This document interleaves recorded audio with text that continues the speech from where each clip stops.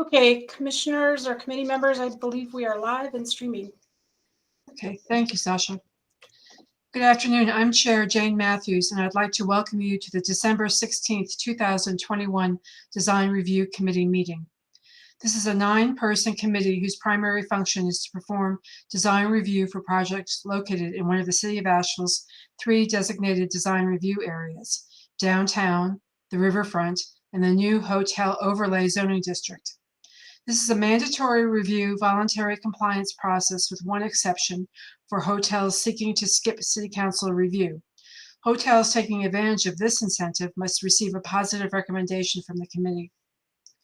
All committee members and staff are participating virtually. We appreciate your patience as we work online. We are streaming live on our Virtual Engagement Hub, which is accessible through the Virtual Engagement Hub link on the front page of the City of Asheville's website, and also linked on the committee page. You can also watch the meeting on the city's YouTube channel. We also have an option for the public to listen live by phone by calling 855-925-2801 and enter code 9410. When we get to the public comment section, you may dial the same number and press *3. For those of you out there with us today, we welcome you. I will now go through and introduce all the committee members who are participating. Please make sure to mute your microphones if you are not speaking. When you have a question or would like to speak, unmute your microphone. Please remember to mute your phone after you are done speaking. Committee members, as I call your name, please say a quick hello. And I guess if you're here. And so I'll go through the list. Karen Craig Nolan, I believe she's absent today. And Jeremy Goldstein has already said he's going to be away. Kimberly Hunter, she's not here. Stephen Lee Johnson. Here. Brian Moffitt. Here. Ben Williamson. Here. Vice Chair Robin Rains. Here. And I'm here, Jane Matthews. Okay.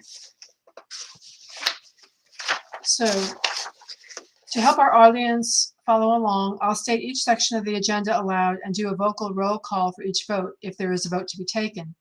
Additionally, I ask that committee members raise their hand using the raise hand icon, and I will call upon you. We will begin with our administrative items and any unfinished business. So the only administrative item we have is approval of minutes of our November 18th, 2021 meeting. Has everybody reviewed that? And if so, if there's a motion, I'd like, please. A motion offer. to approve. Thank you, Robin. Is there a second? Seconded. Okay, second. Okay. Are there any other comments, changes? If not, I'll call the roll and ask for a vote. Stephen Lee Johnson. Aye. Brian Moffitt. Aye. Ben Williamson. Aye. Robin Rains. Aye. And myself, aye. So minutes are approved for the November meeting. Moving on to new business portion of our agenda, we have 3 projects seeking formal design review, one of which has asked to be continued, and 1 item for informal design review. We will take these cases in the order that they appear on the agenda. Staff will kick things off with a short presentation, after which the applicant or the design team members will be invited to speak. Once presentations are done, we will also pause to take any public comment. Please keep in mind that it's not uncommon to have technology issues during these presentations, such as a screen freezing or during public comments, such as participants losing connections. If this happens, exit the meeting and re-enter using the same link or call-in number you used to join.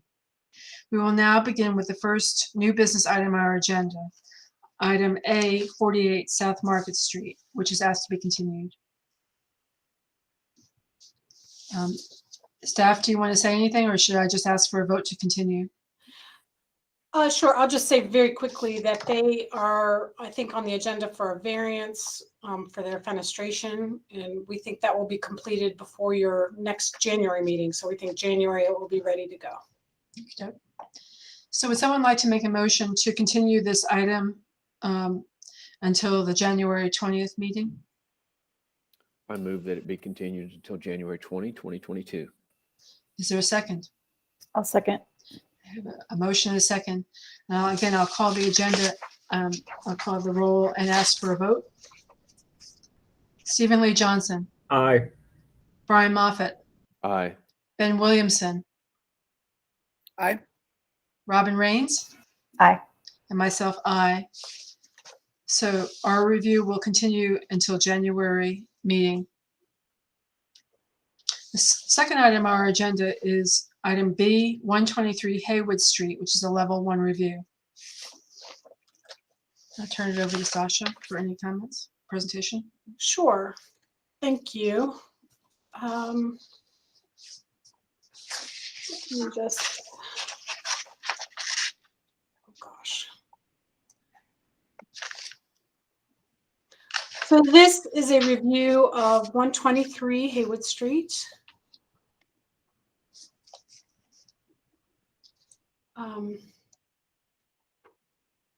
Oh, that didn't work. Okay, sorry. This project, you all looked at this project last month. Sorry. And this project is here at 123 Haywood Street. It is these two lots. And they total about not quite a quarter acre. And I'm going to have to reshare. Sorry, I don't.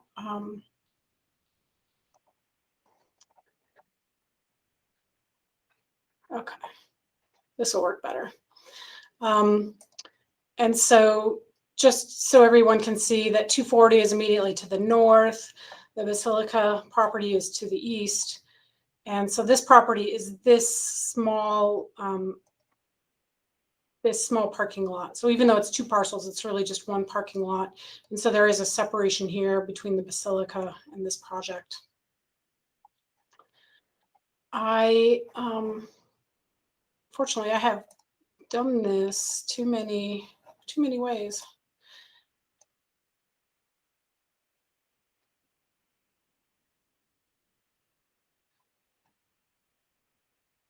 Okay. Can you see the plans now? Is that? It looks like the PowerPoint or the PDF with the graphic. Yeah, there's the plan. Yep. Thank you. So this is kind of a floor plan of the project. Just as a reminder, the request is for this level 1 project to move from a residential condo building to a hotel use. And what that triggers is a 50% activation of the frontage of the project. And so we see that here in gray at the bottom of the site plan. There's parking that's required on site. And so there's a parking garage entrance here. So that takes up a substantial other portion of the frontage. And so it's been a lot of math to fit this all in. And I think the drawings you saw, we discussed this at the last meeting. They have revised the plans. If you will recall that, and the Downtown Commission members talked about this last Friday, there was a 1-story piece of the building here, which isn't allowed by code. So they have changed that to have it be 4 stories. And in my staff report, I noted that there's been some concerns about the white color and the reflectivity. There were comments that folks actually preferred the 1-story piece here on the front because it provided some relief and it had a green roof there. And these, we'll scroll to the next. And in the last time you all talked about this in your formal review, you talked about the spacing between the glass here. And that was changed for construction reasons. And now it's been altered to show this kind of a blue grayish color. It's a metal panel. You will also notice the addition of a potential roof terrace. And this is I believe the elevator and stair tower being screened from view. This piece may or may not come out for cost considerations, and I'll let John Meng, who's here, talk about that. And I believe this kind of break with the balcony, I don't remember it that way, but I guess it was there. So we have these balconies and we have the material palette. I did note in my staff report that our design guidelines don't address modern construction or modern architecture styles as well as they could. So, you know, in the guidelines, I did note how this project meets the guidelines. You know, it's masking a parking use. It's got a recessed entrance. We've got a clear transition between the base and the rest of the building. Rooftop equipment and terraces are screened. But in terms of some other parts of the guidelines, you know, there's a lot of pieces of the guidelines around colors, discussing muted colors and maybe using materials from other surrounding historic structures in the building. And I was looking, you know, this building to me, in my mind, relates most closely to the Indigo to the west. And the Indigo has stone at the base and some masonry as a part of it. And I think Brian worked on that project and could speak to that some. But so I'm partly relying on the architects and designers of this and all of you on this committee to help kind of navigate this and how to, you know, if this design were going to be improved, how that would work. They did,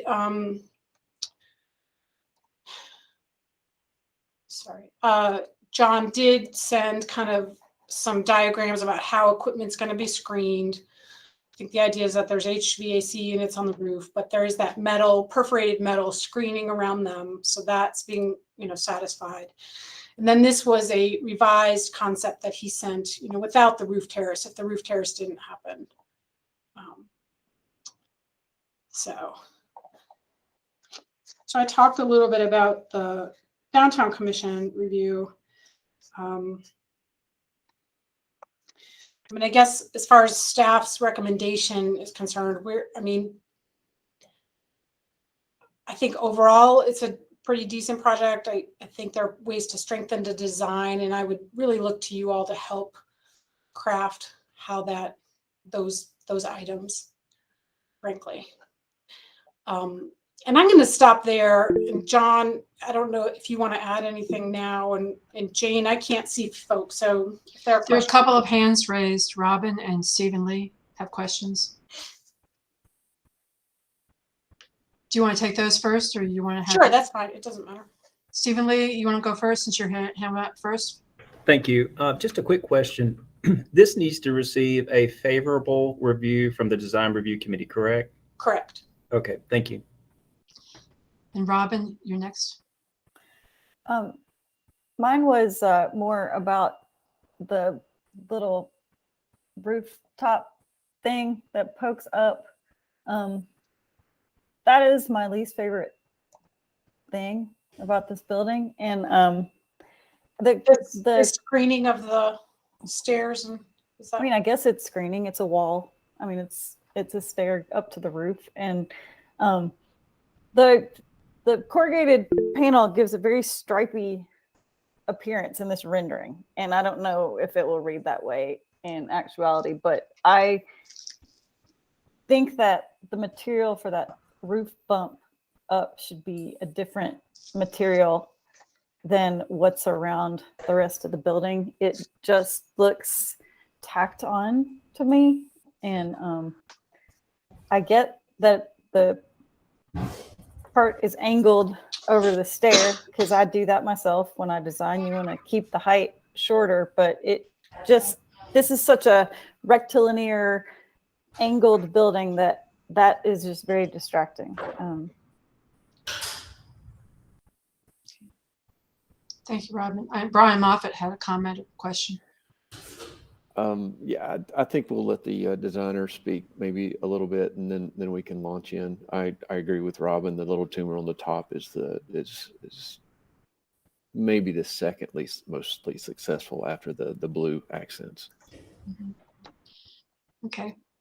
Sasha, I guess the applicant is here. Sure. And Yeah, John Mang is here with Intech. John, if you'd like to Yeah, talk. thanks. And if you want me to Sure. change the view, just tell me what you want to see. Sure, thanks, Sasha, and thanks to all the committee members for all of the feedback to date and having us here today. And I just want to reiterate the fact, before we get too far answering questions, that this is a project that was previously approved from the aesthetic standpoint. The only change here, obviously, is we're adding the 3 floors over that single story retail component that we added to meet the hotel overlay. But from an aesthetic standpoint, this is all something that was reviewed a year ago and approved and gone as far as to be permitted from a construction standpoint and ready to, outside of any revisions we need to make, permits to be pulled and to bring this thing out of the ground. So what has been approved is previously or what you're seeing here is not that far of a departure from that. So I just wanted to kind of reiterate that fact one last time. To answer some of the immediate questions regarding the metal panel accents between the windows, I think that was in response to the informal review that we had last month. The intent is not for them to be blue, but to be more with the color of the glass, so it appears to be more of a seamless vertical ribbon as it comes off of that first floor and goes up through the building to meet the verticality requirements in terms of massing and fenestration, since that's the approach we took when it came to meeting that section of the downtown ordinance. The rooftop stair, I know that's, I don't believe that was something that was presented. The rooftop patio that was in one of the images, that is something that may be value engineered out of the project and might not go forward. So if that is the case, that will change considerably. So I don't see an issue in working around any comments or suggestions regarding the stair materiality. Our intent is to limit that as much as possible from a visual impact side of things. We will need to provide access to the roof with the mechanical units up there that will be required by code. So we will have to get somebody up there or provide safe access to maintenance crews and contractors to maintain those mechanical units. So I'll stop there. If there's any further questions, feel free to answer them. John, this is Jane Matthews. I have a couple of questions, and then Stephen Lee has at least one, and Brian Moffett too. So I'll ask my first question. It looks like the stair on the west side is caged in a way. Can you explain what's going on there? It looks like it's like bars going all the way from ceiling to floor. Yeah, it's, okay, sorry. It's okay. I had a second question, but I can wait. You can go ahead, John. Yep. Okay. Yeah, I wouldn't say it's caged. It's screened with a perforated metal panel. The idea is that it's a sculptural element on that corner to kind of help break up the massing and also provide an element of safety and security for residents and guests. So it was detailed out fully in the construction document package with elevations and details that I maybe should have attached to this to kind of show the intent of the varying levels of openness and I would say closeness, but there's different aperture sizes on the perforations in some of the metal panels that might not be reading as true as it is intended in this rendering versus, you know, the actual drawings.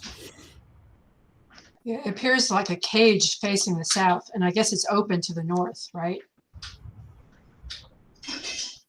Correct. Okay, thank you, John. And my second question is regarding passenger unloading and servicing to the building. I don't understand how that's happening in your plan. Can you talk about that? Are people stopping in front of the building to get in and out, or? No, there will be a security grill that covers the that can be rolled down and to shield the garage opening. There are 2 dedicated spaces for guests and for loading and unloading inside of the parking garage, which will be accessible to all guests at all times upon arrival. Okay, thank So you, it'd be John. off street. Yep. And one of the things when this was reviewed, you know, previously, we from a transportation standpoint, the ingress and egress out of the deck is very that was scrutinized very heavily in that review. And you know, in terms of stacking inside the deck and also getting off of the street, we work closely with the transportation department to make sure it's known that we have the highest speed gate that is possibly that they manufacture to be able to get cars off the street and not you know, kind of back up traffic on Haywood Street on that corner and the on-ramp to 240. Yeah, that's a really busy intersection. Yeah. Stephen Lee Johnson, you have a question or comment? Thank you.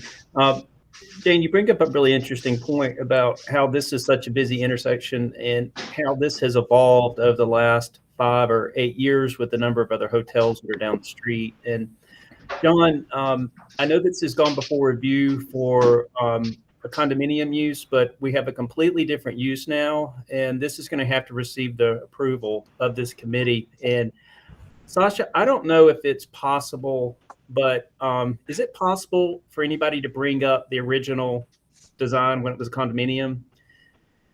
Yes. Yes, I actually just emailed myself the link. One of the things about that design, John, was that the way that the corner, I guess it would be the southwest corner of that building looked, and that's a really important view that most of us, I think, are going to experience at this place. And the original building design, I believe, had a beautiful courtyard there. And then last month when we saw it in the retail space there, it had a green roof over it, appeared to have. And it just seemed like there was a level of detail that presented a unique character to the building right there that made it really nice to look at. So the corner, that's one concern and thought I wanted to bring up. The other is that in terms of the streetscape and how citizens of Asheville and visitors to Asheville are going to engage with this, the renderings are extremely realistic. And we appreciate this because it's helping us a lot understand this. But I don't see anything on plan in the plan submittal that acknowledges any type of landscape. I think there's a layer that's off or something on this civil plan, but I'd like for you to address how we're going to know what it is you're going to be putting there on site. It'd be nice to create some type of sense of place here. I'll give you an example. If just a block away at Hotel Indigo, some really, really simple things have been done there to give it a sense of place with interesting streetscape, with some containers that are set out front, with some seating that is right along the sidewalk, with some clever landscape treatment. I guess there's a there's a compliance plan. I know this is downtown, there's not buffer plannings and that kind of thing, but I think that the design review committee needs to know exactly what the streetscape experience is going to be on the project in order to approve it. I'm blowing up the PDF that we received, and I can make out some labels I think are just off. I can't read them really. Well, Stephen Lee, if I could just jump in here real quick, if I'm correct, and John can correct me if I'm wrong, I believe there's actually utility lines along the front of this sidewalk, and so there was alternative compliance granted for the street trees on the front. Mhm. I think they are planting more around the site, if you will. So are we going to get to see a north elevation of the building? You know, more people will see this thing from 240 than Haywood. And I don't know, yeah. I'd say that's certainly something we can provide. 240 sits so far down, though. I mean, this is such up on a hill. Yeah, I was just looking I at, don't know how- Google Street View with this, and just kind of walking down or riding down 240, and it's really visible. If you do Google Street View, you can see what I'm talking about. But Sasha, thank you for pulling up that earlier plan, and I guess just to kind of, so it's not necessarily on that side, but if you go across on the other side of the interstate there. Okay.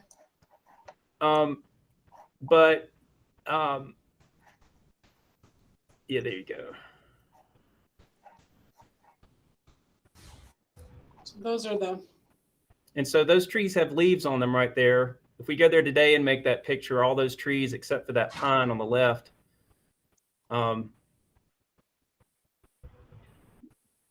So I can see the Battery Park Hotel through those trees right there. So this building will block that view. So those are my concerns. I'd like to know exactly what is being planned at street level. And I understand there are some variances that have been applied given the constraints of utilities, but I'd love to see some type of green roof reintroduced on this. I was really excited about that last month. And it might be that if you do the roof terrace, there's a really great opportunity to expand that up there. But I'm assuming the mechanical units are on the roof. They're just not shown on the rendering. Is that right? Correct. And they're just typical 2.5 ton residential split system. So they're not any big mechanical units. They're kind of small in their size. There's just going to be one per unit. Okay. So those are my concerns. And I guess the primary concerns, just to recap, were details regarding what happens at the streetscape, specifically with landscape, and what the north face of the building looks like.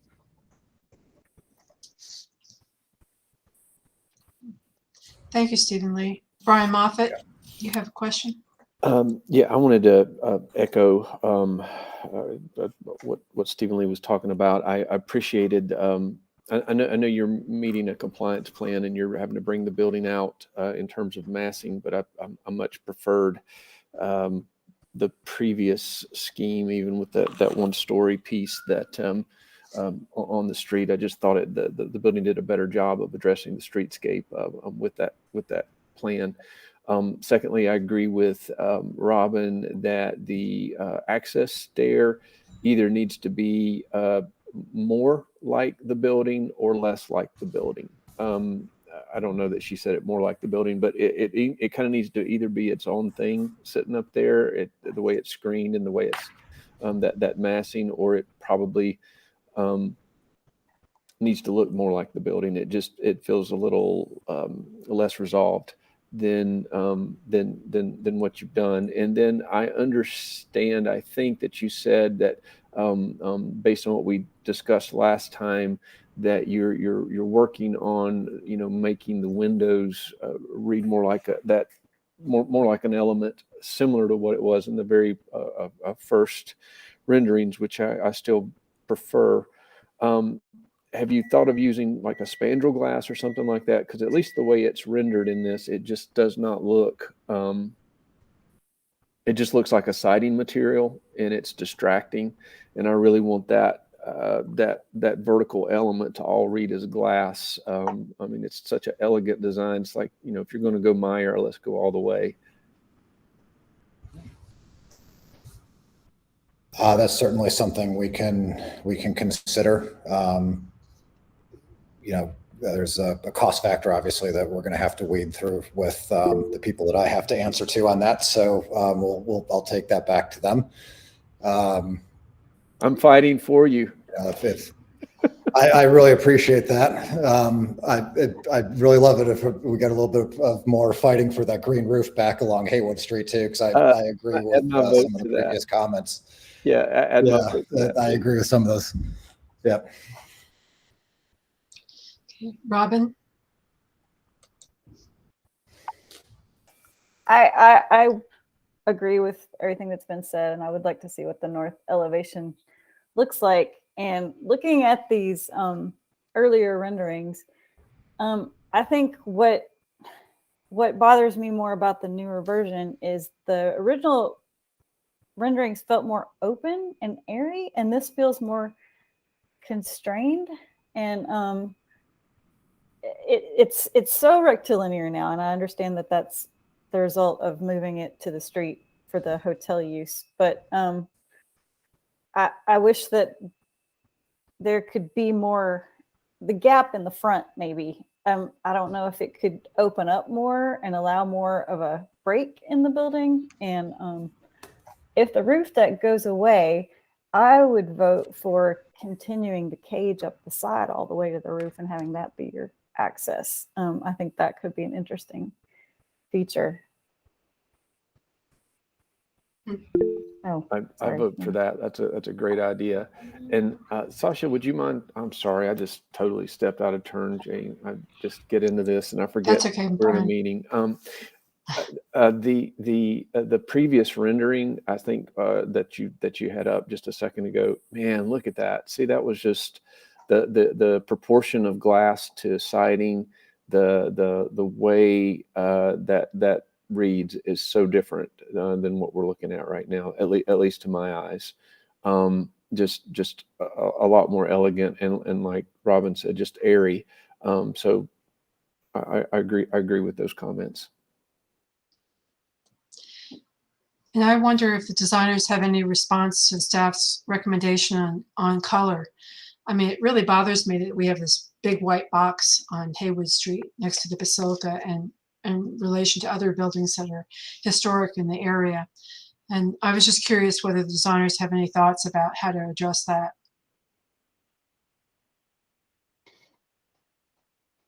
Big white elephant on the street. I personally don't mind the color, but I think that the first rendering didn't look as white as this, and it might be because the windows were taken up. I mean, if you look at the roof treatments along the top of those first renderings, the windows go up almost to the bottom. Well, they don't in that one. In one of the ones you were showing, it looked less white, but I don't know. It's pretty That white. that one maybe. Yeah. There's the Look at thin the floor windows. line. The thin floor Yeah, line. the thin floor line makes it less blocky to me, and the white was less ominous.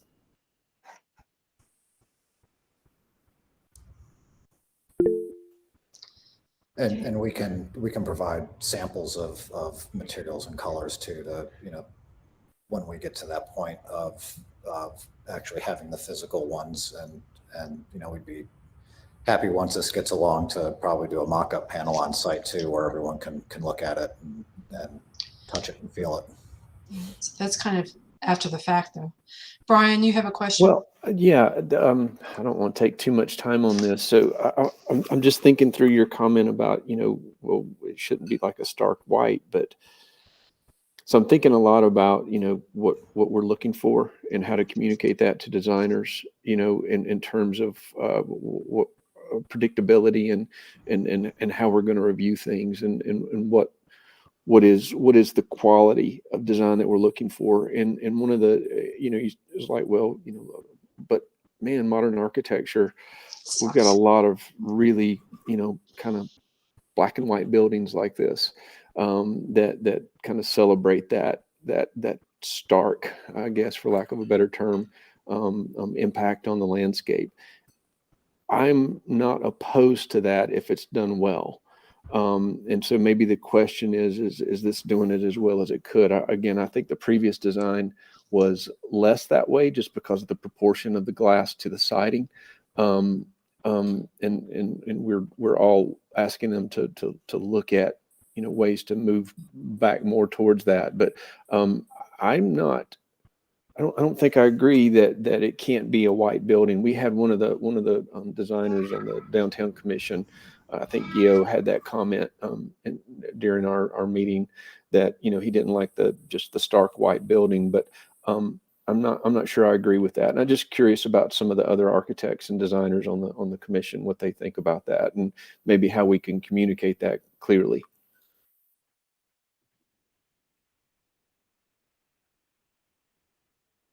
Anybody else have any comments? Any of the architects?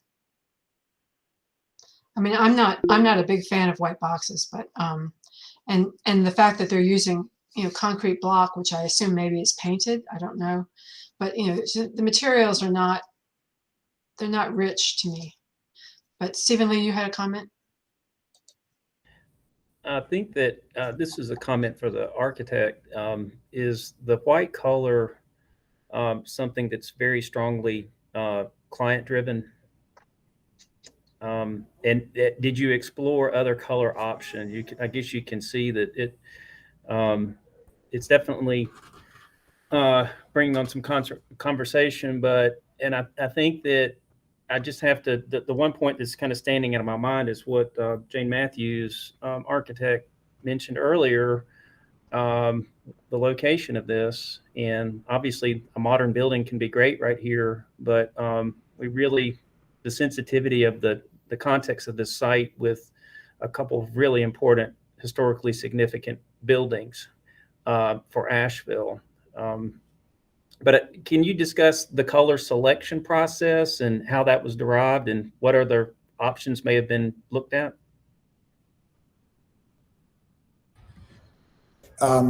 Yeah, the selection process was basically came down to the fact that we didn't, this was probably the least obtrusive as being that blank canvas that the rest of the city kind of sits around, at least on the edge with the Basilica.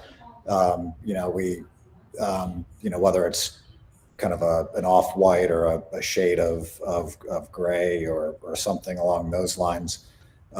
We felt that this was just kind of the most pure in its essence, and again with the just trying to hold it to a kind of a simple, streamlined design concept that we just felt that it was best to go down that road versus introducing a color, so to speak, whether it's white or the white elephant in the room or the blue or the gray or the red elephant in the room. It's kind of is what it is, and that's the way we left it. I guess I would ask the other committee members, what makes this feel like it belongs in Asheville? It doesn't make me feel like it belongs in Asheville. I would be curious if anybody else feels it. Yeah. I think that is the key question. And I think that's what citizens will ask us. Yeah. Exactly. How do we, so when I think of like the great buildings, how Ellington brought deco to Asheville, but then made it not just plain deco, but made it Asheville, and Green did the same with neo-Gothic and neo-Victorian, and our Biltmore Tudor is Biltmore Village Tudor. It's not like Tudor anywhere else, and our Montford Victorian is Montford Victorian. And how do they take it and make it of its time and of its style, but still Asheville? I'm struggling to conceptualize and like communicate that clearly. I'm not there, Jane. I'm trying to get there.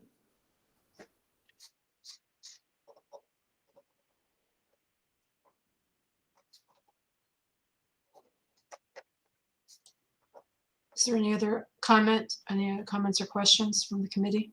Well, I think one of the things that would make it belong in Asheville is if we all agreed that it celebrated really good design. I mean, we have lots of examples, especially in downtown, of buildings that celebrate really good design. There's the Basilica, there's the Grove Arcade, and I don't necessarily think it's the era of the design that make it fit in so well. It's it goes back to what Stephen Lee keeps bringing up about a sense of place. And you know, I think that if we can get to a place where we look at, I think that that's what made the first iteration of this more successful to me, is it looked like a really good piece of architecture that recognized where it was sitting. And I think if we can get to a place where we all agree on that, the style of architecture is less important than the quality. I totally agree with that.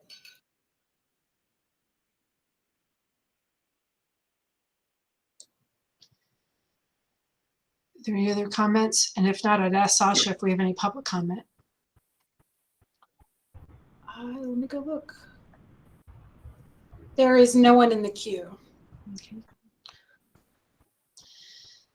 So committee members, we're at the point we either have more questions and comments, discussion, or we entertain a motion. Can, And I guess sorry, I'm one, not a committee member. It's John. John, Can I ask one question real quick? Sure, John. Yeah, I just, out of curiosity, just in terms of process, and I tend to agree that the original concept was a lot more, you know, had a lot more going for it in terms of some of the comments that we're addressing here today. And I think the thing that's, you know, that's driving a lot of the, you know, the adverse reaction to what we came back with today is that, you know, replacing that single story volume over the retail with the green roof and kind of bringing that you know, that massing all the way up on the corner of the building to meet a requirement. What's the process? What do we have to do if we wanted to say, all right, let's go back to that, you know, to that concept that we looked at informally last month, to go with that single story green roof retail that's on, you know, that creates a little bit better of a streetscape, you know, with the green roof and all of that along Haywood Street, versus going up on the corner with the full 4 stories just to meet an ordinance requirement. let me take a stab at that question. So I think there's two things here. So just first, with the existing design, the committee has 3 options. You can approve the design with conditions. You could deny approval. You could continue this item and ask the applicant to go back and make some changes and come back. Now, going back to the 1-story piece of it with the last iteration, that would require a variance.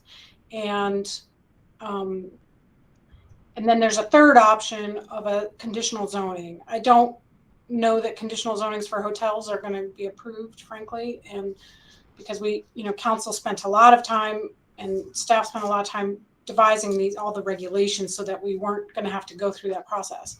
The 1-story piece, the trickiest part, and Shannon can chime in here, is that really for variances, it's for hardships, and you have to show that you didn't create your own hardship. So changing the use of this project is kind of the creation of your own hardship, frankly. Yeah, I was basically, that's more or less what I was going to say. I think this would have a very hard time being approved for a variance. I think you would have better luck potentially with the conditional zoning, but as Sasha said, how council would, you know, review a hotel after having gone through this process to establish this alternative option for hotels, I don't know. I can't say, but. So our hotel ordinance doesn't allow the design review committee to, Shannon, don't kick me. We used to have a term called flex where we could, you know, that's not, we can't do that. That's. Yeah, if we had, the code would have to be written differently, right? The code would have to like literally spell out an option for a 1-story piece of a building and it'd have to be measurable, right? Like 1 story can only be this much percentage of your frontage, or, you know, there's ways you could do it, but we don't have that in our code today. Right. So if we're going to consider an alternative standard, it has to be an objective standard. It has, like Sasha was saying, it has to be, you know, minimum stories of 2 stories, except where less than 80 or less than 20% of the street facing facade, et cetera. Like it has to be something that's measurable and objective and clearly, you know, defined. anytime you introduce sort of this kind of, subjective is not the right word, but this more sort of discretionary decision making, it has to be either a legislative hearing or a quasi-judicial hearing. A Board of Adjustment variance is quasi-judicial. They could do that, but again, there are these statutory standards that describe like what's unique about the property, what prevents full compliance. Did the applicant create their own hardship? So that for those reasons, I don't think this is a good candidate for a Board of Adjustment variance. The other option is to go through the legislative public hearing process, which would be a conditional zoning before council. But as we all know, hotels as a CZ is, I don't know. I honestly, I think if the design review committee's recommendation supported the 1-story for that corner, maybe it wouldn't be a big deal, but you do open yourself up to other conditions that the council could want to see happen on the site. I don't know what that would be in this case, but so I don't know that I would necessarily discourage a conditional zoning, but it would be, I think you just have to weigh that against your other options. Yeah. Yeah, and we that was our intent all along. I mean, that's why we kept this at a level 1. We could have gone to a level 2 very easily and gone through this whole process, but we wanted to keep this by right and within, the boundaries of a level 2, or I'm sorry, a level 1 review. So that remains our, our path that we want to pursue. I was just kind of curious if there's any kind of flexibility to work within that a little bit more than what we've talked about to date. So in that case, there's really no path to go back to the previous design with the 1-story piece. No. Okay, thank you. And I guess given that, we, as staff pointed out, we have some options, but I don't know what the commission's favor, what you would like to do or motion.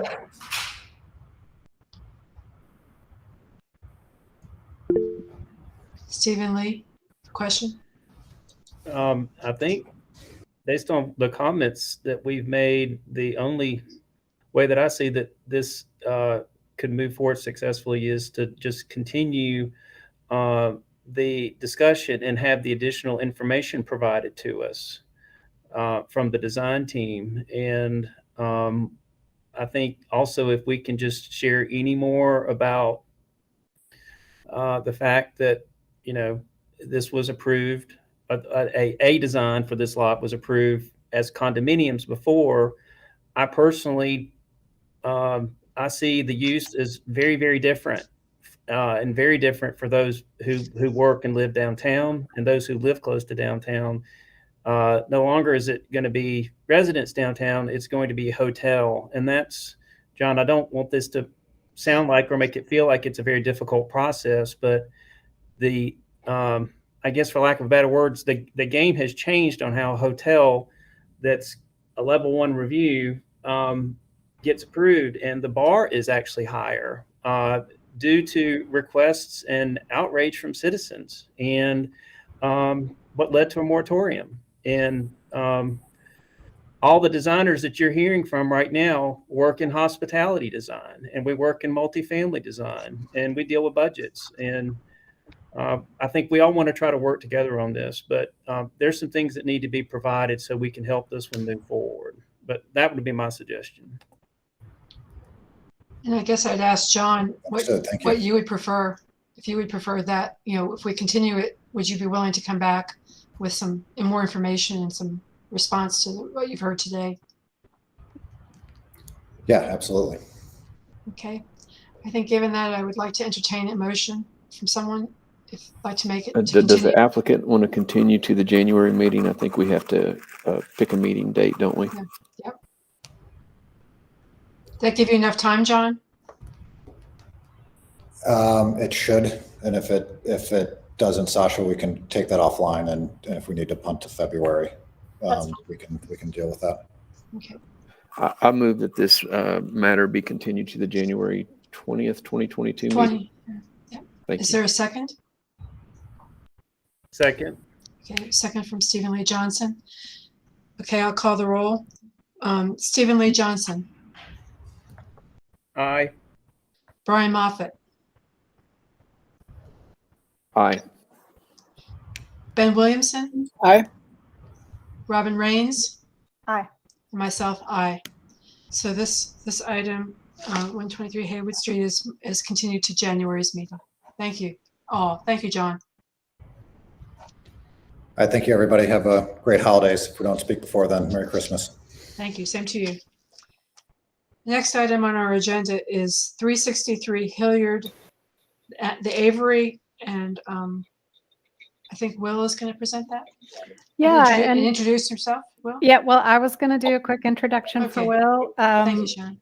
I wanted everybody to meet Will Palmquist. He's our newest urban planner too, working in the design and development division in the planning department. This is the end of his second week, and he has done an impressive job. Third week, oh, is that right? 3 weeks? Dang, time flies. But in that short time, Will's done a very impressive job of familiarizing himself with our development standards and design review guidelines. So seemed appropriate to let him take off the training wheels and get started with his first review before you all. So I just wanted to introduce Will and before things got kicked off.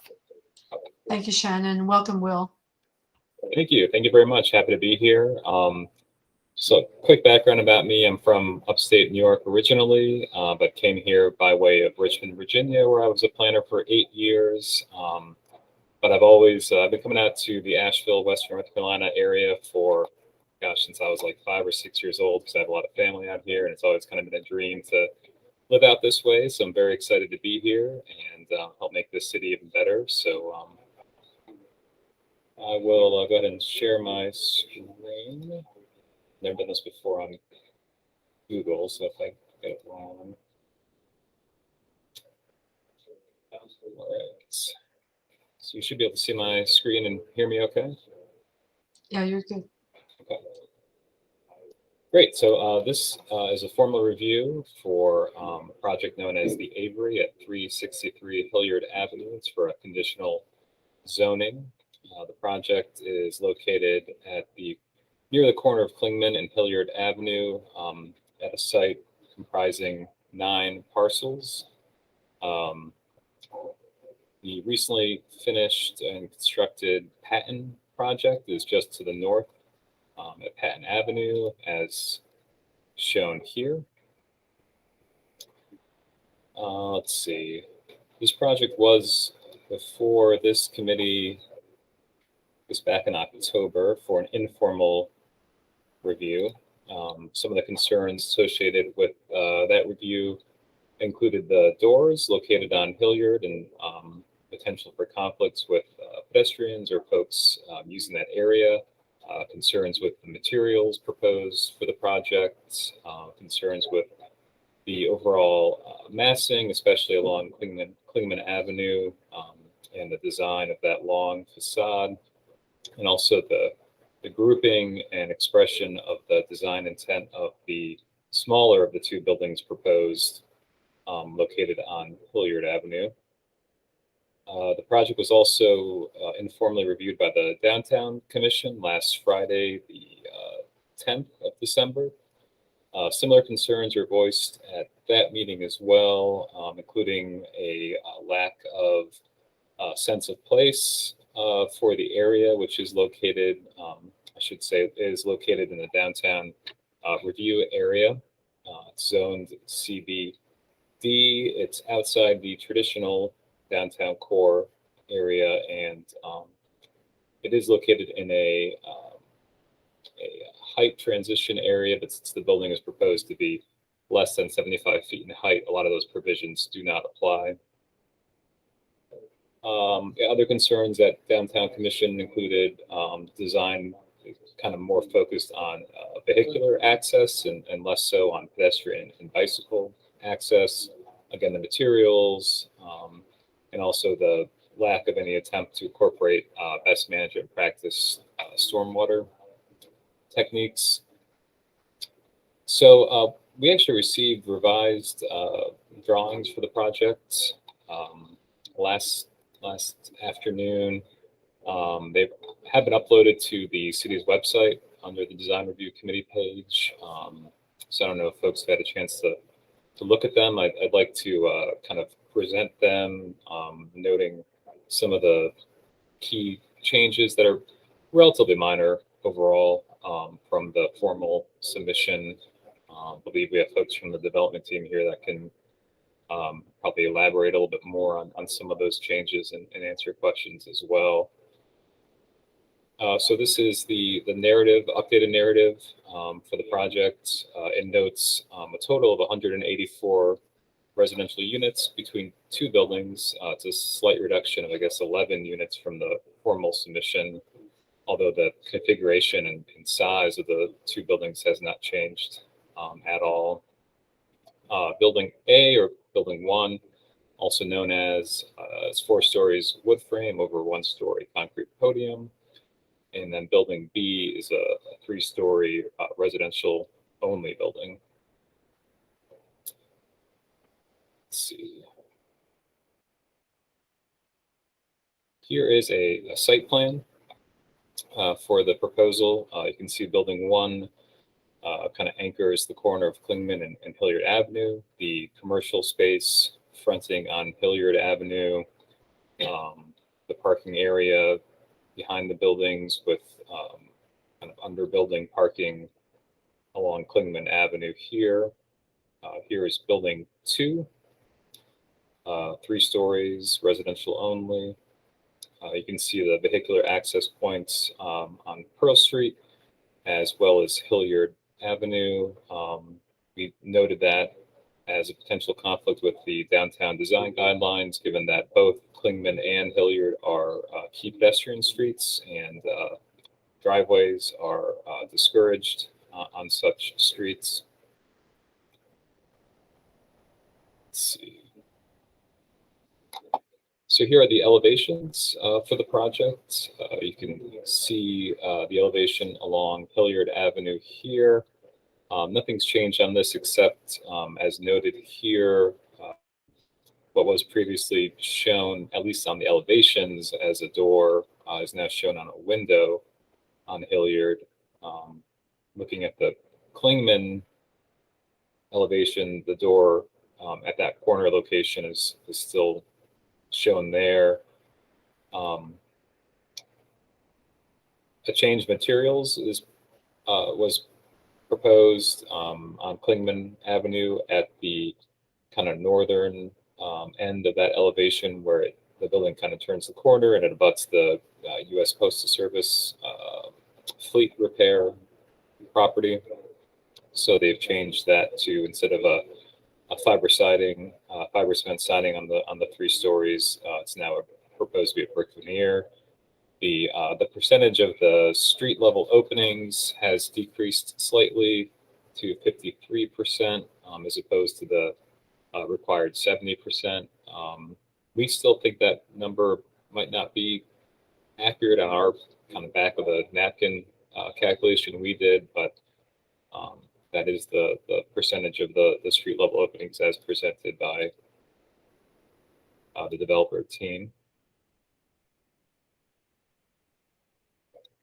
This elevation has changed relatively dramatically. I think for the better. This is the elevation that would kind of be facing the U.S. Postal Service property. On the right is kind of the edge of the Klingman Avenue elevation. You can see, as noted here, it's the view looking at, or I don't know if that drawing is actually accurate, but actually no, yes it is. So the building wraps kind of 2 corners, the corner of Klingman and Hilliard, and also wraps around the corner by the U.S. Postal Service. So you would see a good amount of this from Klingman Avenue, since the Postal Service building is relatively small. But they've kind of reconfigured the materials on the facade, perhaps some of the windows as well. But you can see the change in the fiber cement siding used, and also the addition of brick veneer on portions of this elevation. And then this elevation just shows Klingman Avenue as seen from the parking lot, which has not changed.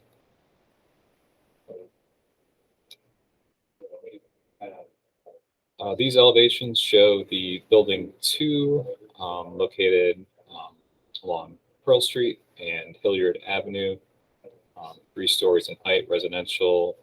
This has not changed since their formal submission, except in regards to the brick pattern shown in some of these sections between windows, where instead of the traditional bond running brick pattern, it's now shown as a herringbone pattern.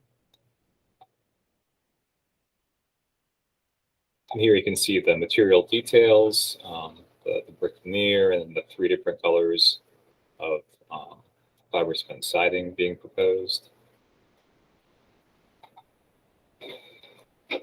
And then this is a new drawing in response to our questions about whether mechanical units would be visible or not from the street.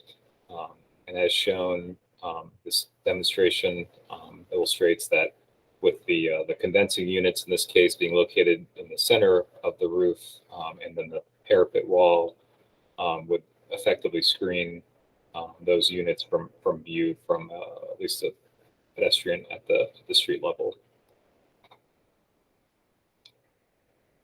And then some updated renderings that reflect the changes in some of the materials on the elevation. This one has not changed dramatically. This is the corner of Klingman and Hilliard. You can see the kind of corner storefront feature here, more retail space down Hilliard, and residential up Klingman. And then this is a view looking south, mostly down Klingman. This is that side of the building that would kind of front the U.S. Postal Service property to the north. They've added some details like the proposed retaining wall, which is shown here as kind of a brick, at least a brick veneer at the very least. There's another more detailed view of the Klingman elevation. You can see the addition of some of this herringbone brick pattern, also the kind of suggestion of some kind of mural or design on what would, I guess, otherwise just be a blank wall on that elevation as well. And then this is a view looking up Hilliard, looking west. So this is all still building 1. The retail space that fronts along Hilliard. This is an entrance to I believe it's a stairwell, and an entrance to the building where the sidewalk juts in here. And then further back on Hilliard, you can see both building 1 in the background and then building 2 in the foreground.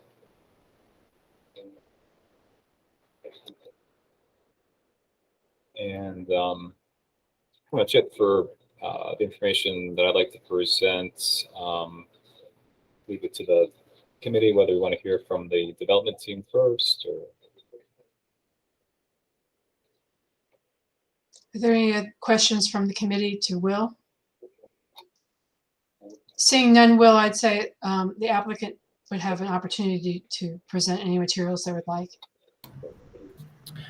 Hey, Will, this is Warren Sugg with Civil Design Concepts. Good to meet you. I don't believe we've met or been introduced to this point. Welcome to the city.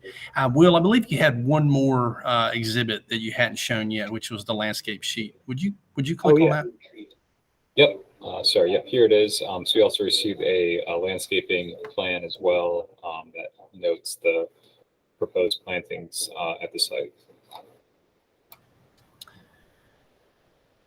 Chair Matthews, if it's good with you, I'm happily to go through the landscape plan here, and certainly have the architects on the line as well. They can go into much more greater detail as to what all they've done over the last few days and few weeks on the architectural things. It might be helpful to talk a little bit about the landscaping, since that came up in the last project and there were some concerns about stormwater management. Great. So I welcome all the comments that we've received over the last few weeks. You guys have been great in giving us feedback, as well as DTC, working with staff. I'll give a little bit of wraparound about all the different groups that have been discussed with on this project recently. So NCDOT certainly plays a part in what can happen along Klingman. They had in years gone by had concerns over street trees close to travel lanes. I was able to catch up with Nick Dorado and Chris Medlin and speak with them a little bit about tree placements. They requested that trees be pushed back away from travel lane as much as possible, which I think really closely aligns with what DTC and this group probably wants as well, which is a nice palette closer to the building. It also probably still meets the street tree requirements being within travel lane distance and still within that 15 feet. Also sort of along Hilliard, that's not DOT, that is city maintained. And we were able to have a good conversation with Jessica Morris, as well as Christopher and Ken a few weeks ago, and really started to look at the bike lane. As many of you guys know probably about this area, there's kind of a weird switch over of the bike as you're going east to west along Hilliard. It's on your outside rightmost way, and then as you go through Pearl, it actually crosses over into traffic and shares a lane with that through and left. So hearing that, and then also hearing maybe the need and desire to get that bike lane out of travel lane up somewhere where it could be protected, and the abundance of hardscape that we had along that frontage, we kind of came up with this hopefully good idea where we can have that shared bike and pedestrian area out along the outermost area, which would be that public space. And then it could be broken up with a green space to help define public and private area on the building side of that. And you kind of see that AA cross section. We don't know exactly what all we can do in that center area. It would be a bit challenging to get the stormwater from Hilliard all the way over to the green area. You'd have a series of flumes and trenches and things like that could be a little bit cumbersome, but we can sort of further evaluate that. But what it does do is gives us a great opportunity to define the two spaces, have some green, and honestly get those pedestrians and those bikes off of the road, but still within eye shot. So they're not playing chicken with trees, and people that are on the drive areas of Hilliard are not having to wonder when they're going to come back out into the lanes.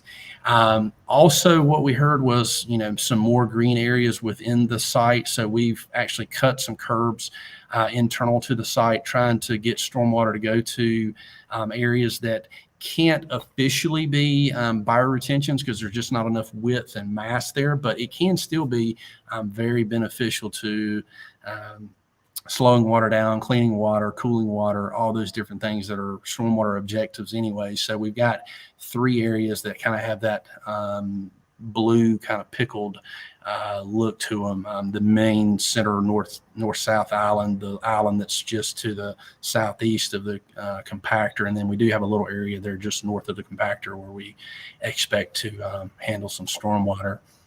A couple other things I'll point to, and then I'll certainly be quiet, is along Pearl, we do have parking over there that would be, facing out, headlights out towards Pearl and Ann, and we've got a landscape wall over there that we intend to not only integrate with the materials of the buildings, but it also would keep any headlights that would be pointing out from being a distraction.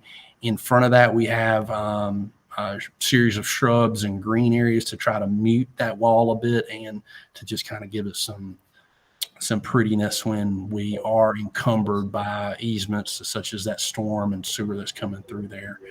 I'm going to sort of be quiet and flip it over to architectural unless there's some specific questions of me with site. I have a couple of questions, Warren, on site. Perfect. Staff mentioned the exit entrance off of Hilliard as being an issue, and I was wondering what your discussions with the city were, because that's a busy intersection, like we were talking earlier about Haywood. That gets, especially at rush hour, Hilliard is a major crosstown connection back to Klingman, back to 240, and that traffic. I know I've tried to get out of Aston Park at that or in that area, and it's a problem. So I was just curious what your thoughts are on that. And then I wanted to understand what is going on in the middle of the site. Is that, you said compactor in the middle? Yes, ma'am. It is a compactor in the middle of the site. So that would be our trash collection. That's unchanged from early concept drawings all the way to this point. It's always And been is in that that, location. what is around that? Is there a fence or a wall, or what is? Yeah, it would have walls that would be screen walls. Okay. And then to your point or your question about the vehicular points of access, those are unchanged. Just a little bit of a reminder, both of those line up perfectly with existing public sewer that comes through that area. I don't think this particular plan does it, although you do see the dashed gray line that I believe that is the sewer one. And there's a storm one that's very much in parallel with it. So honestly, it's a great use of that space. That space can't be encumbered with buildings. So we have to get in and out of our site. We have a TIA that's been done and is ongoing in review. And certainly if there's any conflicts with that location, we'll have to deal with it. But it's been consistent through the site planning so far. Thank you, Warren. And Robin Rains, you have a question? Well, I just have a clarification about the bike lane on Hilliard. Are you saying that at Hilliard, the bikes pop up onto the sidewalk and stay on the sidewalk until they get to Pearl? So it's still a work in progress, but some things that we've been discussing with Jessica in transportation is that right now when they're coming along Hilliard and they get to the Pearl intersection, will you zoom in just a little bit to the Pearl and Hilliard interchange?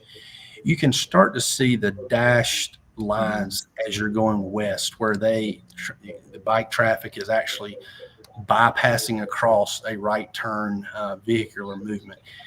What we're thinking, and what Jessica had sent some nice photos about all across the United States, was actually having the bikes segregated up onto that public space.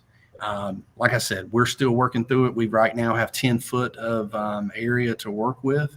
We've got those trees that are out from being right there at the curb line, which I think would help visibly be able to see those bike users and walkers.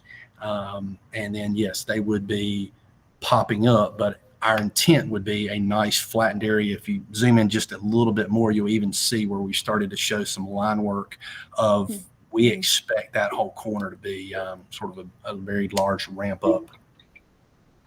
Okay. Warren, would you stripe the bike lane on the sidewalk like in some cities do? Like both? We would certainly work with city staff and decide what's best there. Some of the pictures that were shared had it as actually kind of a gray color. I don't know whether that's painted or whether that's actual a material thing. I know the city has standards on what sidewalks can be as far as herringbones and different patterns. We're not opposed to anything. We just need to work through those more specific details, but that's the idea. Yeah, it just seems like you want to avoid conflict between pedestrians, or someone in a wheelchair trying to come along the sidewalk and a bike.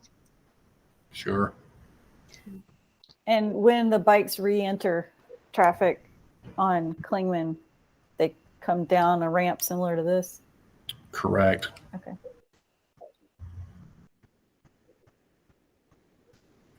The other things to note, it just popped in my head, is, there is a series of a lot of different utility lines, overhead utility lines that are in this area, not only along Hilliard, but along Klingman. We've been having hours and hours of conversations with those different utility providers to better understand the routes where those things can go below grade, which just plays into all these different site components and also the architectural components. I did want to make sure you guys were aware that those were ongoing discussions. Thank you, Warren. Stephen Lee, you have your hand raised. Thank you. I was wondering if the shared sidewalk, bike lane sidewalk, is drawing a little bit of concern. I know it's been done, but I was wondering if you could, why we can't have a traditional bike lane and then some type of linear BMP or linear planted area, and then a 10-foot sidewalk. Is there a reason that we can't do that and not have the shared sidewalk? Stephen Lee, good question. There is several different right-of-ways that are happening here currently, and this plan is perfect. Right where you see the AA cross-section, you'll notice that the actual property line or right-of-way line is along the curb line. As you get to the easternmost point about where we have the bicycle racks, that then jumps in. And then if you go to the south, there's actually some different right-of-way lines. So in order to start pushing curbs and public things further and further into the site, there would have to be a dedication and a taking of land. Okay. So that plays certainly into what can be done. Okay. Warren, I want to thank you for y'all just over the last couple of days adding several of these elements, and we really appreciate y'all working with the city and staff and us as volunteers on this. I think it's really moving forward in a very positive way.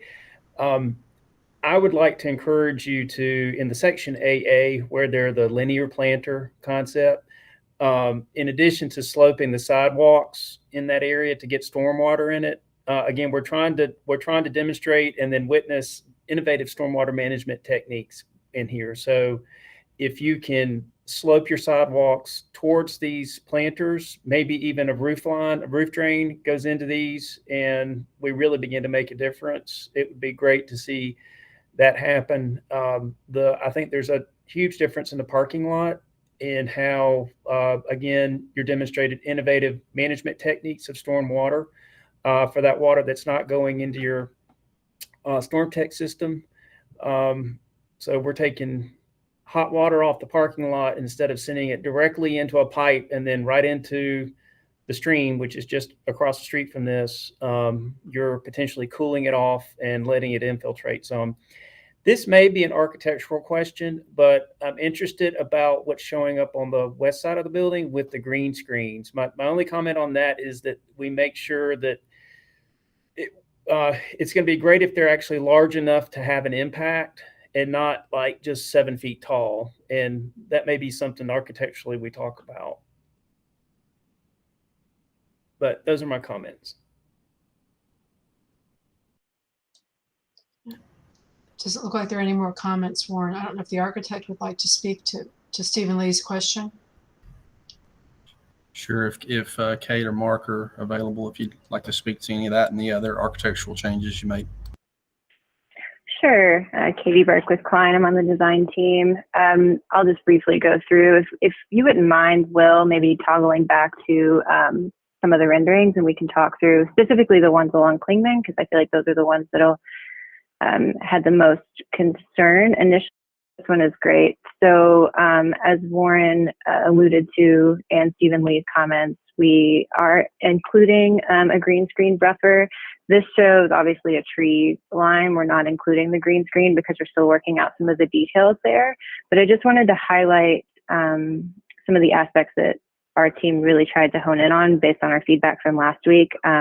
One of which being that Klingman Avenue, one of the comments was that it felt to be too long and not broken up enough. So we did try to provide a bit more relief between the balconies, which are the gray 3-story masses, and then the 3-story brick component, just to, hone in more so on a residential feel. Because what's very nice about Asheville in particular is its connection of the built environment with the beautiful landscape and the pedestrians. And we obviously do not want to detract from that. We want to add to the urban fabric. So you'll see that with the palette. We're really trying to tie into some of the vernacular richness that is Asheville architecture that you all have highlighted throughout this meeting.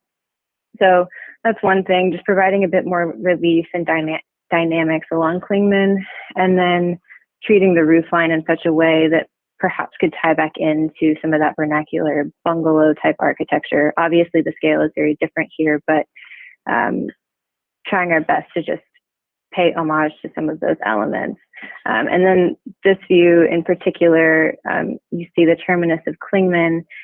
We felt like that would be a prime opportunity to provide some sort of artwork. You know, perhaps it's not this scale as we're showing it 4 stories here, but we wanted to provide a space to incorporate the community a bit more. Kate, as can you explain what that is? What the side of that is? Is that a side of a residence or stair, or what is that? It is the side of a unit. So there are 4 stacks of units there. However, we do not, the way that the unit is situated, we wouldn't necessarily need to provide windows on that side. That unit gets a lot of light, and you can see that on the Klingman and Hilliard corner. So, you know, we were just trying to identify ways to incorporate the community a bit more. And that's all I have to say right now, so I'll open the floor to questions. Brian, you have your hand raised. Yeah, so first of all, I deeply apologize. Downtown Commission is double booked, and so we're going to have to, what you need, Sasha? Sorry, I was just going to interject exactly about what you're talking about. I think the Downtown Commission Multimodal Committee meeting, we're going to push it like 15 minutes forward just to see if to give you all a little bit more time. Okay, perfect. Thank you. Yeah, so we're going to try to move through our comments as quickly as possible then. Thank you. I've got lots of comments. I'm going to key in on the last one first. A north-facing window wall like that could easily have glass, and I am getting less and less fond of murals in lieu of architecture. Should have led with this part. It looks a lot better than what I saw last week. So I appreciate a lot of the moves that you folks have been making, specifically on the site side. It looks like the site has gone a long way. I was also going to key in on the little brownstone building, but I'll stay where you're looking right now. I think the building detail and massing, I see the little pitched roof with the little wooden bracket. You know, I see elements like that, and I think that is the right direction. I'm still not keen on board and batten as a urban material. I just don't think it's appropriate. I honestly don't think the lap siding is appropriate as an urban material. The brick detailing has gotten better. I think that general massing has gotten better. It still feels like one big building, y'all. I mean, this is much better than what I saw, but it still feels like one big building. It doesn't, because the colors are all similar, the brick is all similar, the paints are all similar, the window style placement, all of that is just so repetitive that it still feels very much like one building as I look at this a piece. Moving to the there we go. The kind of the main, corner piece. I think that's probably the most successful piece that you've got on there. I'm not huge on the fiber cement, but as a color, as an idea, I think that corner piece is fine, and I do appreciate. And I'll yield to Stephen Lee on how that works. I do not see the green screens on these renderings, so I really don't know how big they are or what they're doing. And then again, moving kind of down that elevation and around towards the brownstone building, the little building on the corner of, is that Pearl? The brick pieces are kind of fun, and I like those. I'm still not buying that little gray board and batten infill in between. That's as quick and concise as I can make it. There you go. Robin, you're next. While we're on this view, the access to the stairs feels like a missed opportunity to me. That seems like that could be, I mean, if we're talking about brownstones, I think about the stair is the brownstone, and the stair could be a place to gather. The stair could be a place to enjoy. And it's also this thing from the street that you're going to see. And I think that just having those be the same brick as the rest of the wall is a missed opportunity. And I would encourage you to try to play around and do something more fun with those. Are there any other comments, questions?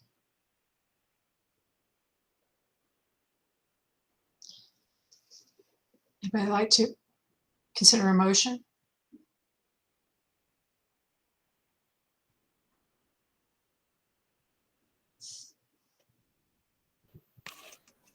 So what, I'm not clear. Stephen Lee, are we ready to vote? Do you feel like you've got enough information?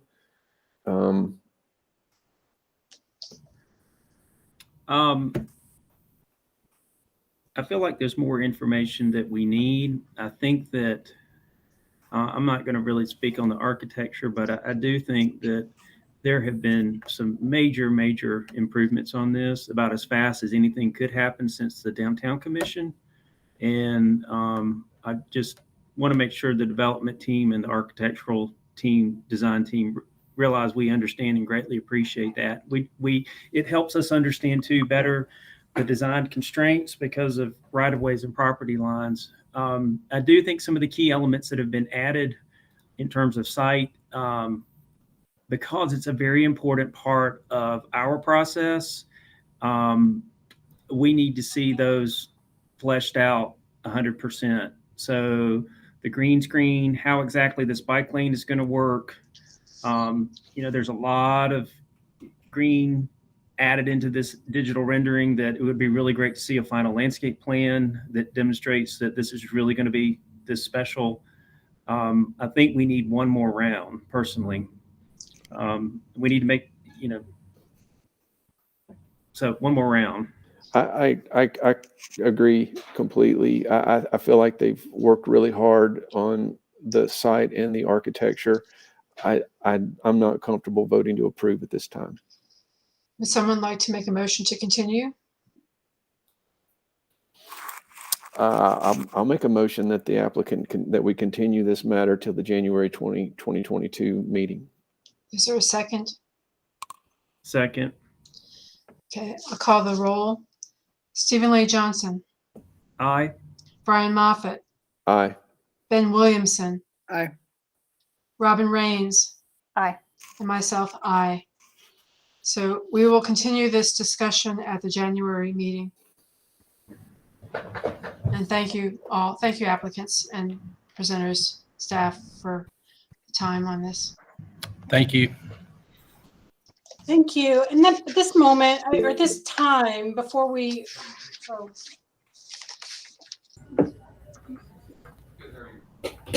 Madam Chair, there's a hand raised by the applicant of the last item. I don't see it, but I will take your word for it. Daniel, did you? I did. I just wanted to speak up and say, so I'm not exactly sure if we're going to be able to have anything further than what we have provided thus far. And a lot of that has to do with the fact that we are working through a design with Duke Energy on potentially burying those power lines along with AT&T's lines. And those lines, we've been made very clear that they will not bury those lines within the street. They will only bury those lines within the sidewalk. And I'm not sure necessarily when we're going to release them on a full-on design of what that will entail. But we certainly won't release them for a design unless we know that we're going to be moving forward with an approval on the project, at least to the level that we're going to be in front of planning and zoning, and then hopefully see what that's going to entail. So I believe that we've done a very good job, the team collectively, of providing all of the design implications that you all would need in order to make a approval or non-approval today. So that is just, I want you all to be clear that we've done a lot of that work and heavy lifting. And I think we've listened to what the neighborhood has said, the planning staff has said, and also the design review committee, which we heard it in very great detail last week on the Downtown Commission committee. But I'll just stop right there. I'm not sure, Wyatt Stevens is on the call as well. I'm not sure if he has anything he would like to say further, but I just think that you all should be aware of that as well, as we're considering all this work that's gone into it and what still needs to happen between the different entities that go into making a full-on design of some of the elements that you all are asking to be implemented. Yeah, I'll just jump in here real quick. Madam Chair, Wyatt Stevens for the developer. I've attended each of the meetings. We've had three, two design review committee meetings and the Downtown Commission, and I have watched the evolution of this design fairly rapidly. I've heard each of you, and I can assure you the design team has heard each of you and your comments and has tried hard to come up with a design that that answers a lot of the questions, and I think this one does. Clearly, there are a few questions remaining, including the bike lane sidewalk question, the green screen, and I think Robin's excellent suggestion dealing with the stairwell features on brownstone. But this committee is a mandatory review, voluntary compliance. What comes out of here will then go to planning and zoning. What I wouldn't want to have happen is that we have to go back before this committee before we can go to planning and zoning. If it's an option, and I'll ask the planners, the city staff this question. If it's an option to do both, if this would not hold us up, we could still go to planning and zoning. Then I think we're happy to come back, understanding that because of the Duke power line question, we may not be able to really ultimately answer the sidewalk question in a month. We wouldn't want the whole project to be delayed another month simply to come back and try to address what I would argue are sort of fine tuning of the design. Wyatt, I can confirm that this project was already scheduled for the February Planning and Zoning Commission meeting.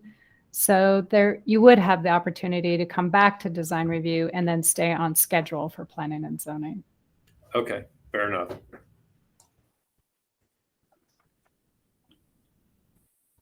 All right, so with that, moving on, just before, I don't know if that we have time for the informal review. I will leave that to the committee, but before that, we wanted to honor Jane Matthews. This is her last meeting of the Design Review Committee. Jane is finishing her term on the Asheville Riverfront Commission, and where she has served for 6 years. And Robin, I'll give it to you.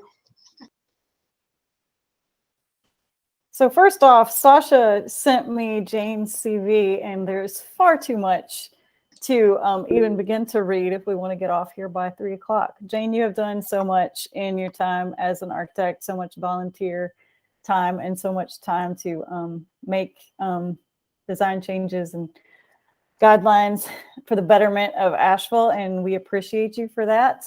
She's been involved with planning and design issues along the French Broad River going back to 1989, participating in the Open Space Design Charrette in 1991, and as a member of Asheville Riverfront Joint AIA, ASLAR, UDAT Charrette, Urban Linkages team.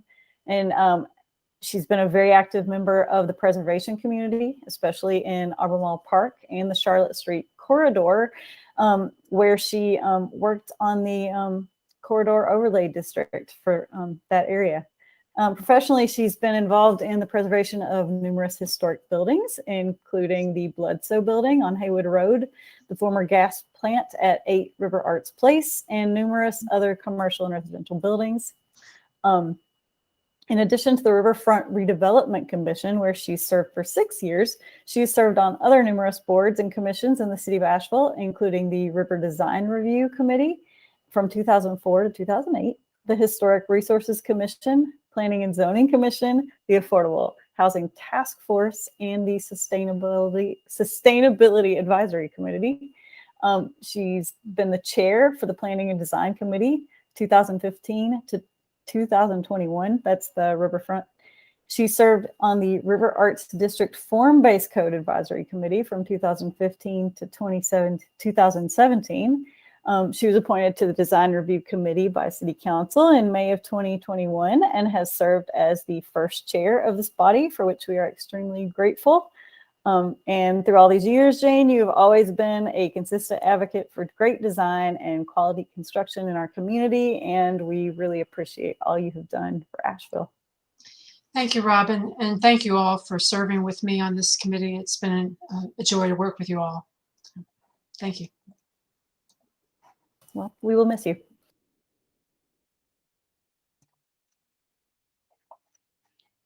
And I will just say that other people may want to say something, but people signed a card for you, Jane, and I will send this to you. Thank you, Sasha. Thank you, staff. I appreciate it. I just You're want not real quick. actually leaving it. I just wanted to add, Jane, you're one of these design professionals that when I started a business 17 years ago, you served in many ways as a mentor, and you've always been one of these people that has been like, if you needed something done, they always say ask someone who's busy, and you've been the one that's been busy, and you're an absolute amazing volunteer, and your mark is going to be forever on Asheville now and into the future, I'm sure. But thanks for all your volunteerism. Well, I'm not going away, but thank you, Stephen Lee. I appreciate it. I'm sure I'll be drafted to do something else down the road. Exactly. But right now, I've got family to worry about too. So You're just freed up to serve somewhere else. yeah, that'll probably happen. So, but I know you all have another meeting, so I don't know if we need to table the informal design review for another time. Sasha, I look to you on that one. I don't know what you all think. So we have Jeff Dalton is here, who I haven't obviously seen for a long time on the screen, but Yeah, he's gotten shaggy. he looks different. And so they had the Star Building. The documents are in a folder for you all. It's a historic preservation project. Literally in 8 minutes. I mean, really, the public meeting started at 2, but they're pushing back to 2:15 for you all. But I know these folks might need a break. Jeff and Robin, I don't know what you all think. I've seen this project before. I think it looks great, and we can just go straight to approval. No conflict of interest. I'm just kidding. Obviously, I have no say-so in this, so whatever you guys want to do. It's a very straightforward project. It's a historic preservation tax credit project. We're going to repair and replace, and according to the 10 Commandments of the Secretary of the Interior, we're rebuilding the facade along Broadway, and we are, we want to move forward, and we can just go for final review if there's not time today. So it's up to y'all. Yeah, I know, Brian, you're one that has to leave. I don't know, what your thoughts are. Yeah, I'll try to be real fast. Stephen Lee, you go ahead, and then I'll go.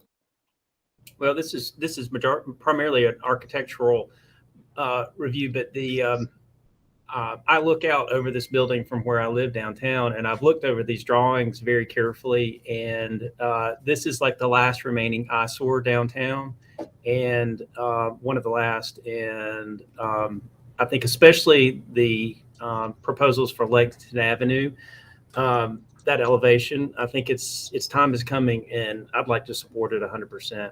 Thanks. Brian? Yeah, I also tried to review this reasonably carefully, and I just tiny little nitpicks, Jeff. Sorry, that little awning on the side of the building that faces the alley, something's, I don't know, it doesn't fit with the door or the window or something, and the way the supports hit that just didn't quite sit right with me. I think that could use some. I mean, it's a really good job. You guys are being very careful. Looks like like you said, it's kind of you're following all the regulations in the repair of the materials. I think it can go forward, and we can do anything that we need to do at a final review stage. Okay. I'm pretty excited to see it. I mean, I kind of have some questions on, like, what do you mean by refurbishing the marble glass? Is that replacing? Is that cleaning? But those are pretty detailed technical questions I think we can get into later. Yeah, we'll follow the preservation brief, whatever number it is, on the glass, on the brick, on the windows. The awning on College Street side was kind of a last minute thing, and it looks like it. So we'll work on that one. Okay.